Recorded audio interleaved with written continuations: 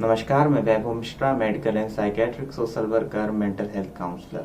दोस्तों, अक्सर ये देखने में आता है कि घबराहट में दिखलाई दिए जाने वाले शारीरिक लक्षण जैसे कि हृदय गति का बढ़ जाना, हाथ पांव में कंपन होने लगना, सांस लेने में तकलीफ होने लगना, बहुत अधिक बेचैनी होने लगना आदि से परेशान इंसान जब अपनी समस्या का समाधान चाह रहा होता है और उसे प्रयासों के बाद भी कोई समाधान नहीं मिलता तो वह दवाइयों का सहारा लेता है। इंसान मनोचिकित्सक के पास जाता है और दवाइयाँ लेता है।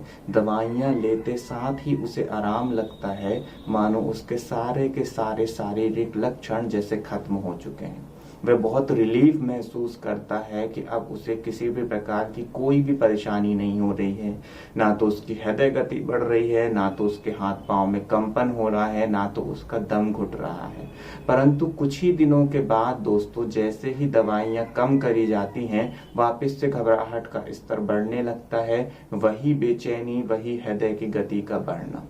वजह साफ है दोस्तों कि आज तक इस संसार में कोई भी ऐसी दवाई नहीं बनी है जो कि आपकी विचार प्रक्रिया को बदल सके, जो कि आपके सोचने के तरीके को बदल सके। और अगर आप मेरी बातों को ध्यान से सुनेंगे तो मैं बार बार दोहरा रहा हूं कि दवाइयां लेने पर शारीरिक लक्षण खत्म हो जाते हैं, यानी कि जो शरीर में घबराहट की वजह से सिम्टम पैदा हो रहे हैं वह दिखलाई देना बंद कर देते हैं, क्योंकि दवाइयां रासायनिक व्यवस्था पर अपना इस तरीके का प्रभाव दिखलाती हैं कि फिजिकल सिम्टम डिसअपेयर हो जाते हैं। परंतु थॉट प्रोसेस यानी कि विचार प्रक्रिया में कोई भी बदलाव नहीं आया है, इसलिए वापस से कुछ समय बाद वह लक्षण पैदा होते हैं और इंसान को डर लगने लगता है। अब दवाइयां वापस से बढ़ाई जाती हैं, इंसान को फिर आराम लगता है। कई बार यह भी देखने में आता है कि लोग डॉक्टर पे डॉक्टर बदलते रहते हैं इस उम्मीद के साथ कि शायद जिस डॉक्टर से वे पहले दवाई ले रहे थे उससे आराम नहीं लगा है, अब किसी नए डॉक्टर के पास जाएंगे और नई दवाइयां लेंगे तो आराम लगना चालू हो जाएगा। और कई सालों तक लोग दवाइयां खाते रहते हैं परंतु उन्हें आराम नहीं लग पाता है, क्योंकि वह समस्या की एक बड़ी ही मूल वजह, जिसे हम थॉट प्रोसेस कहते हैं, विचार प्रक्रिया कहते हैं, उसके ऊपर कोई भी काम नहीं किया गया है। दोस्तों, मेरा ये खुद का अनुभव रहा है कि मेरे पास बहुत सारे मनोचिकित्सक अपने मरीजों को काउंसलिंग के लिए भेजते हैं।